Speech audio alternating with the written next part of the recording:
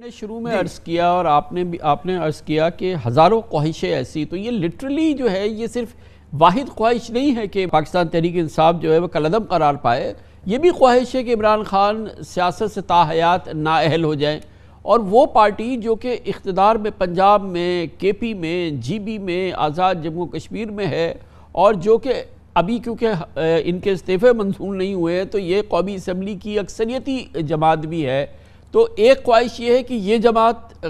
غیر قانونی کالعدم قرار پائے اور پھر اس کا رہنما عمران خان جو ہے وہ تاحیات سیاست سے نااہل ہو جائے۔ اسی دوران یہ خواہش بھی ہے کہ سپریم کورٹ آف پاکستان کے نظام کو ایک نیا جنم دے دے اور چیف جسٹس آف پاکستان اور وہاں کے جو انتظامی معاملات ہیں اس کے حوالے سے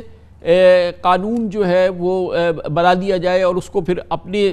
زیر اثر لے آیا جائے۔ اسی دوران نیب کی کبھی کچوبر نکال دیا گیا ہے، تو یہ خواہشیں جو ہیں اور اس کے انبار جو ہیں وہ جمع ہو چکے ہیں۔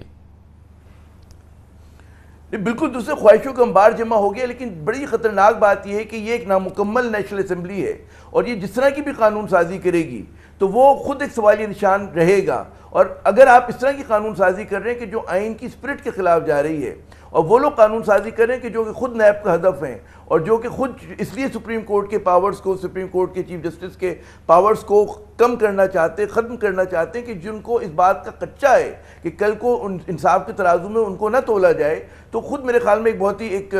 سوالی نشان بھی ہے، اور یہ پاکستان کی سیاست میں ابھی جتنی پولرائزیشن ہے اس میں یکدم بہت زیادہ اضافہ کر دے گی، کیونکہ عمران خان جو ہے وہ کوئی غیر مقبول سیاستدان نہیں ہے۔ یہ نہیں ہے کہ ان کے پاس لیجیٹیمیسی نہیں ہے یا وہ اخلاقی طور پہ مضبوط نہیں ہے، یا لوگ سمجھتے ہیں آج بھی مسٹر کلین آف پولیٹکس اگر پاکستان میں کوئی سمجھا جاتا ہے سیاستدانوں میں، چاہے ان کے مخالفین کچھ بھی کہیں، وہ عمران خان ہے۔ ایک اگر عام آدمی کے نقطہ نظر سے بات کریں جو گھر میں ایک ہاؤس وائف دیکھتی ہیں، کسی کی نانی، کسی کی دادی، کسی کی والدہ، کوئی عام ووٹر جو ہے، اس میں عمران خان بہت قداور شخصیت ہے، تو اس قسم کے اگر آپ اقدامات کریں گے تو اس کے نتیجے میں ایک اور بڑی خطرناک بات ہے کہ جہاں پہ پولرائزیشن بڑھے گی وہاں پر اداروں پر، پارلیمنٹ کے اوپر لوگوں کا جو ہے اعتماد جو ہے ایک تو پہلے ہی کم ہے، وہ بالکل ختم ہو جائے گا۔ اس ڈیموکریٹک پروسیس، اس نظام کے اوپر سوالیہ نشان ہوگا، اور پھر وہ تمام ادارے جو کہ اس اسمبلی کی اور اس حکومت کی بات ماننے ان کے اوپر بھی سوالیہ نشان ہوگا۔ تو میرے خیال میں بڑی خطرناک چیزوں کی طرف لے کے جا رہے ہیں، اور ہماری سیاست کو اعتدال کی ضرورت ہے، میانہ روی کی ضرورت ہے۔